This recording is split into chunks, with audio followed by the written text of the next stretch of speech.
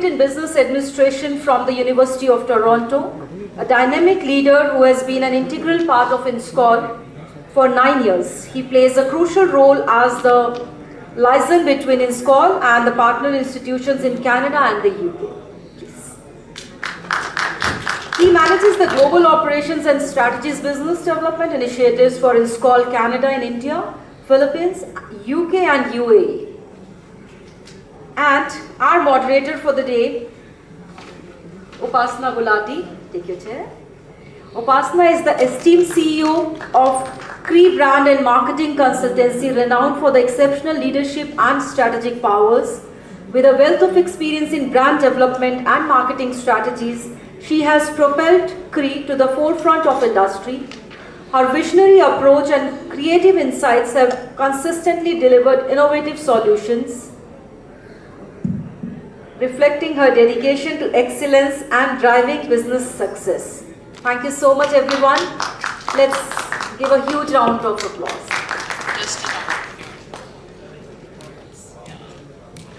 Okay, so I am not going to ask very serious questions.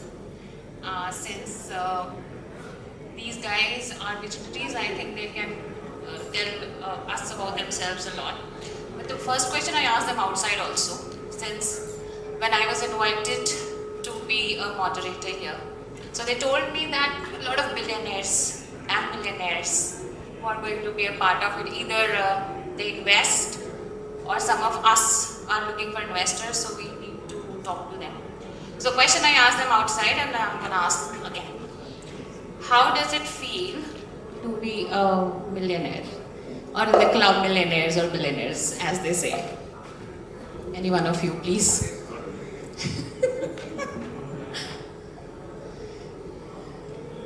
Good evening, everyone.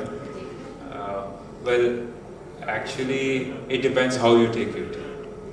I need to know what that. relevance you give it and what aspects. So, money is not just the one consideration. For me, at least, I can talk about it. So, happiness is much more important to me. So, I mean, either a millionaire or a billionaire is just a number for me. That's great. Good to know that. So, when they say that if you're unhappy in a Ferrari, that's unhappiness doesn't matter much, is it so? That if you're unhappy to be unhappy in a Ferrari, see, I'm a person who believes in happiness a lot. I also believe that money can't buy happiness. It's a cliche, I know, somewhere, everyone talks about it. But the peace of mind is something which I think after reaching a stage, we all seek peace of mind more than money, is it? I think the mind shift has now happened after COVID. Yeah.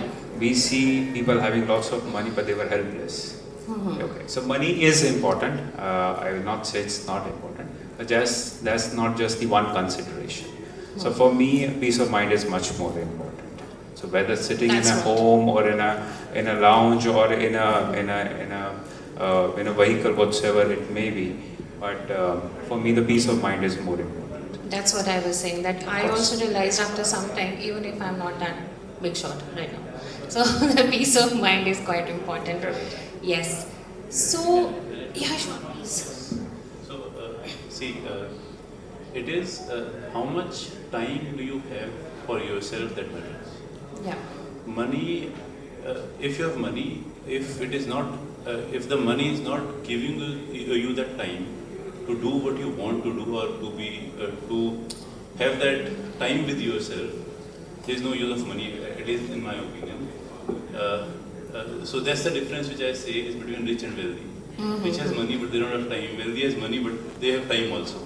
So the idea is to be wealthy, not rich. So I would like to add on here, when I started my business. So first 3 years I was micromanaging everything. Since I did not know how a lot of things function. So I ended up being burned out badly. And even though we were earning a lot, at the end of the day, I didn't know how to use it for myself. So I completely agree. So next question is, you guys have gained a position in the market. You are called a brand also, your company's, your position. So once you reach a position, what is the flip side of it?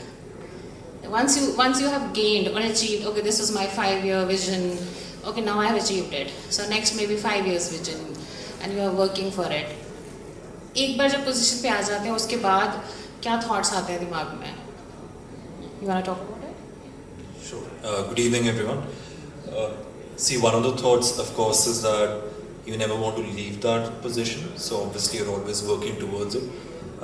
I think today a lot of people have spoken about scalability, professionalism, and everything like that. I think that is something you need to maintain, because as long as you keep taking those initiatives, keep thinking about growth, that's how you will maintain the position, right? If you have a leadership position, if you are the number one choice, what we believe in, and this is also one of our pillars, is that if you are number one, people will actually come to you, they'll want to do business with you, right? Everyone wants to work with the number one choice.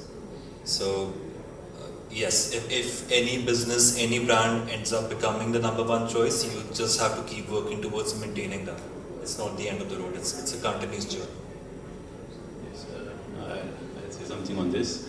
See, as you reach a number one level or a really good status as a company, as an individual, I started thinking of that tomorrow it is not there, what will happen to us.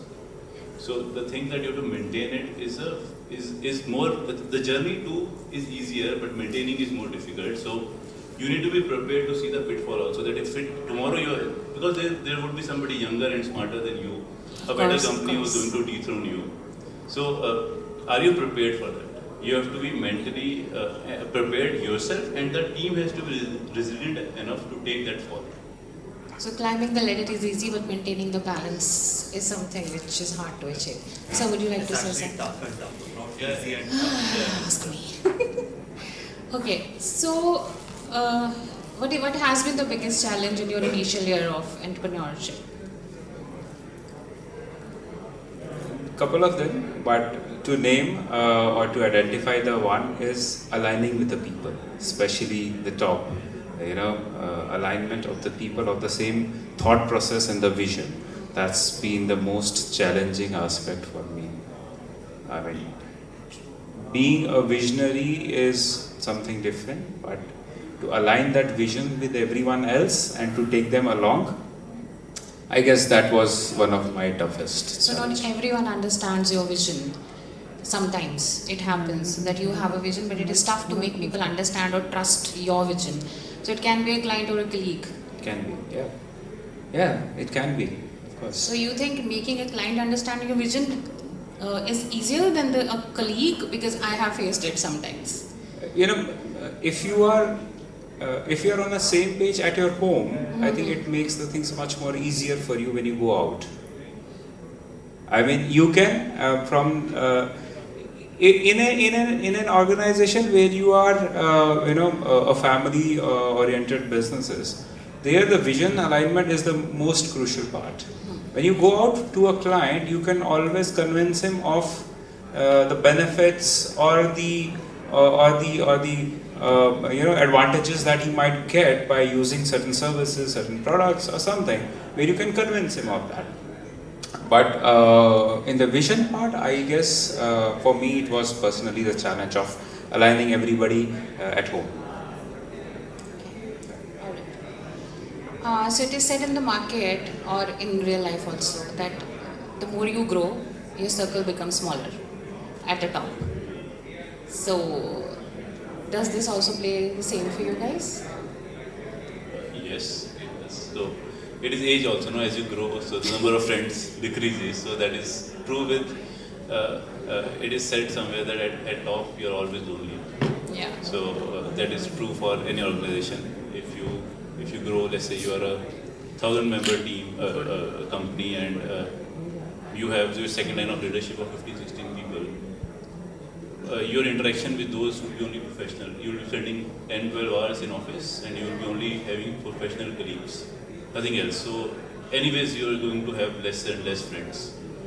And with age also, as you grow, you tend to spend more energies with few people rather than spending. So we need to save our energies or value our energies more as we climb a ladder in the growth scale.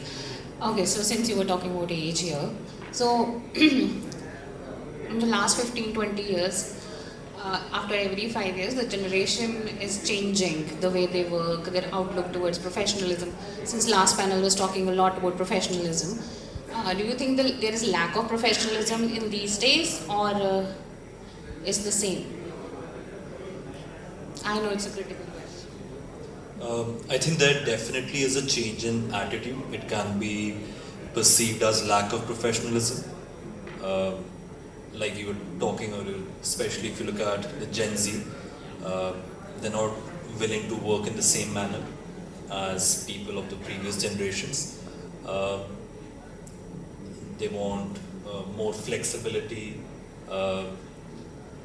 It's like you literally need to convince them to work. You cannot make them overwork. There are things like that. Of course, all said and done, there needs to be this work-life balance. And professionalism needs to be maintained, but yes, it definitely does feel like there is lack of professionalism, and it's not just about India. I think it's world over. Like we have offices in other countries also, like Philippines, Canada, Dubai, everywhere, and it is something with the newer generation that you are seeing. It's perhaps we need to understand their attitude better, or how to get them to work better. But it can be perceived like that. Why I ask this question? Because a lot of Gen Z, they want to be their own masters. They want to have startups. Then they also seek funding and investments from a lot of investors. And I have seen them presenting themselves. So when we used to present ourselves, we would be in a formal attire. We would watch our words. So I have seen it happening. So how much trust do you have in a Gen Z product or an attitude which they come with? That okay, I need 3 CR or 4 CR, okay, this is a brilliant product which I have. How would you measure consistency in their work or professionalism? Consistency for sure is the biggest parameter. But as you said, coming from the last question, it's always a change of ideas or the views. Either we say Gen Z or Gen X or anything, it is bound to happen. It is bound to happen. But we also need to accept the fact that they're making faster more money than what we did in this span of a decade or something. So yes, something is working right. If you measure money in terms of the relative achievements that they have, so let it be a casual attire or coming to office in flip-flops or something, so that's something different. But as for somebody approaching me personally with a pitch, for me the relevance or how profitable the company is to the core or to the idea, and that is more relevant to me than just a vague concept or something in the cloud space or something wherein it's yet to happen something. So I am, you can call me a more kind of an orthodox kind of a thinker. No, you're pragmatic, I think. In sense that if it is, I cannot foresee or bet on something which I myself cannot assume it to work. So I am very clear on that thought process. So I would say rather than just having an idea, they need to have a plan of action. Executable. Exactly. Yeah. Exactly. They must have reached to a point wherein they show it's not just the cash burning part of it. The actual profitability of the product should be there. So what kind of product or service kind of portfolios you guys think that can seek investment and can get investment? What kind of portfolios, today's scenario? It's a very broad question, but personally I have, so I think healthcare is something which is going to stay. Healthcare, yeah. So then artificial intelligence is still four of us are sitting here, all of us will have a different definition of artificial intelligence. Of course. So something related to artificial intelligence which is actually going to give you a deliverable, as I said, something which is tangible. So that would be a good area to invest. Then in India, you'll see a lot of investments happening in manufacturing, especially in electronics and related The sustainable market. Sorry? The market of sustainability, the Sustainability energy. anyways will be there, but India right now is at a cusp where if we have to manufacture more, we have to look beyond sustainability. To be honest, if we have to see if you look at this area, the number of industrial parks which has come up around this area, if all of them have factories, Chandigarh won't be a livable place, right? So we have to think beyond sustainability also a bit here, that we have to balance sustainability versus the kind of manufacturing growth we are seeking right now. The productivity. Yes, so I am more of a fan of manufacturing. I had a company which used to manufacture robots. So in India there would be a lot of investment in electronic sector for sure. So my top bets are still healthcare, AI and we also use AI a electronics. lot. We are using in digital world AI a lot, obviously. And we are getting good results. Also, the only thing is the people who are using AI need to be smart enough to use AI also. Even the AI is smart, I know, but a human being needs to be smart enough to use AI also. Right now, yes, but eventually maybe not. Yeah, I think they're going to rule over us. Is it?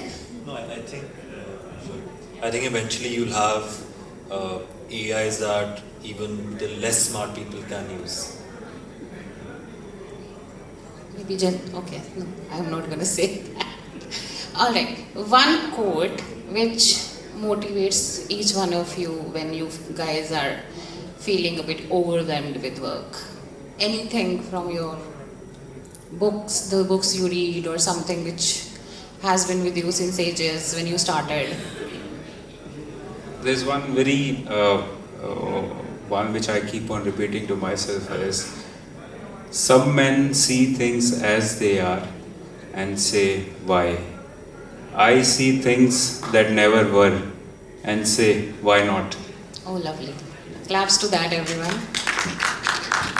I have been a great fan of one saying that those who are crazy enough to believe that they can change the world actually end up changing the world. So every time there is some problem, there's something new to be done. So I say this to myself and then God. It's a new dawn every day. It's a new dawn, it's a new day every day. I'm actually about to steal a quote from my father, and I never thought I'll be repeating this. But he always said, running a business is like riding a tiger. As long as you continue riding it, everything is good. If you jump off the tiger will eat you up. Right? And it links back to one of those initial questions you asked, where how do you maintain that leadership position? And you just keep working towards it. You keep scaling up, you keep taking initiatives. Perhaps take 5 initiatives and one will work out. So yeah, just keep riding the tiger. Great. Thank you so much, everyone. Thanks for coming on the panel. It was Thank you great so talking much. to you. Thank you. Thank you so much. Let's clap for the homegrown tigers, the homegrown entrepreneurs.